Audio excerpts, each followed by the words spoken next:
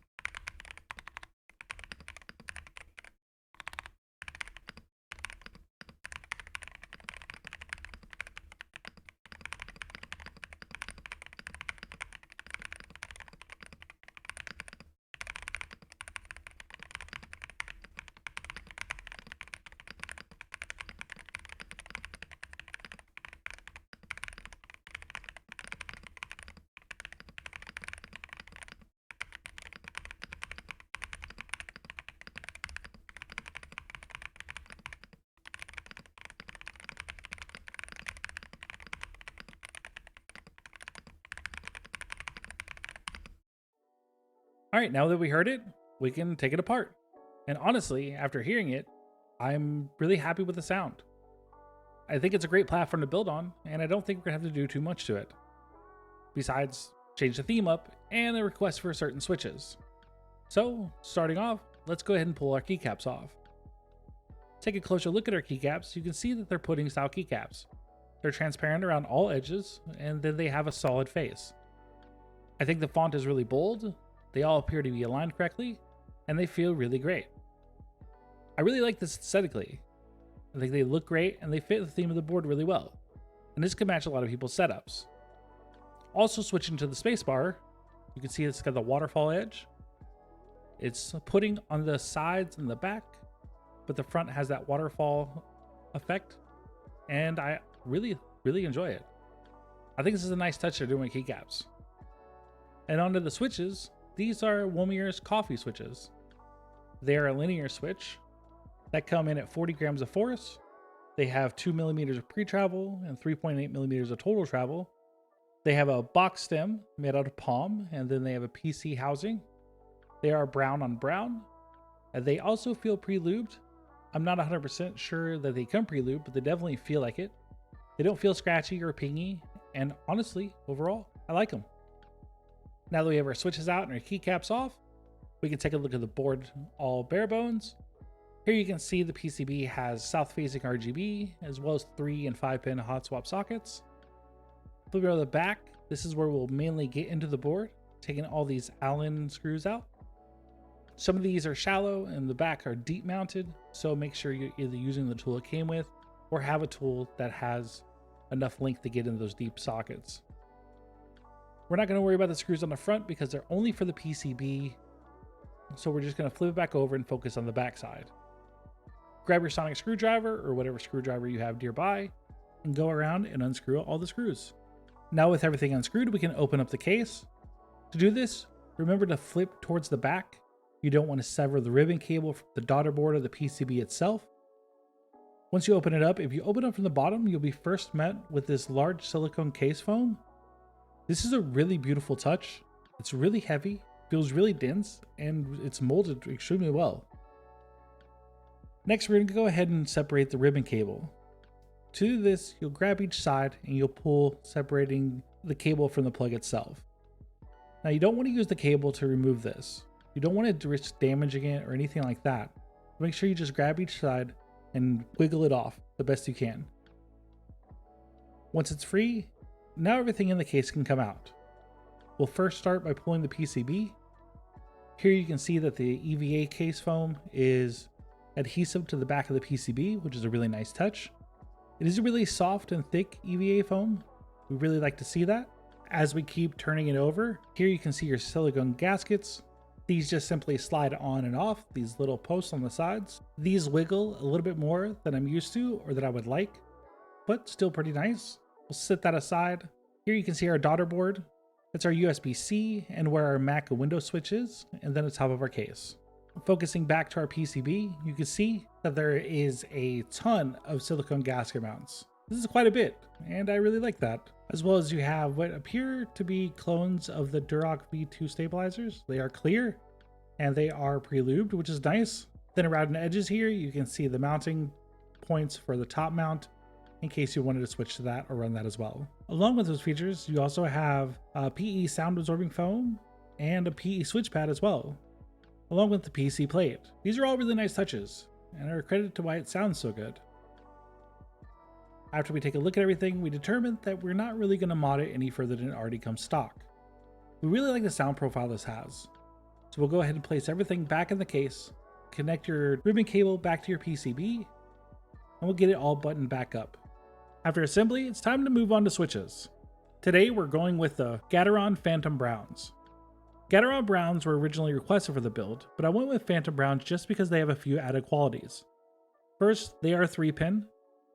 They also have a really nice, gentle tactile bump, just like regular Browns. They come pre-lubed. They have a little bit extra thickness, so they have less stem wobble. They come at 2mm of travel and 4mm of total travel. And overall, I really like this switch, especially if you're looking for a gentle tactile bump. Not to mention, they're also brown, which also matches our keycap set. These are the Happy Ape keycaps from Keytalk.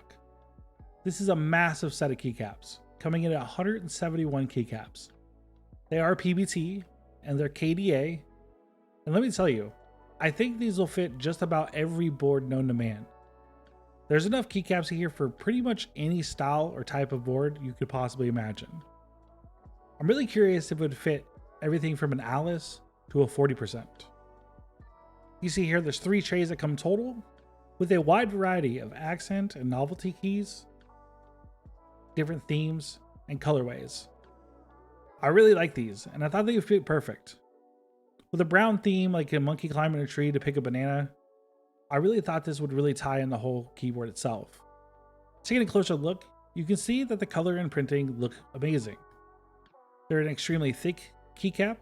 Again, they are PBT, so they're going to have a nice chunky feeling. They have that really nice thok sound. I really enjoy these keycaps, and so far, I really enjoy Keytalk's keycaps. So let's go ahead and get these on there and see what the final results look like. Alright, and here they are. This is the Womier G75 coffee keyboard turned into the Womier G75 monkey keyboard. I really like the results of this keyboard. I think it looks awesome. It also sounds pretty good, which you'll hear in just a moment. But I also want to talk to you a couple things that I like and I don't like about this. First of all, the sound and feel is amazing. Out of the box, this is 100% usable. The only thing I wish was there a little bit less flex in the keyboard, but that's personal preference. And that's about it. So, with my rambling out of the way, let's go ahead and hear how it sounds.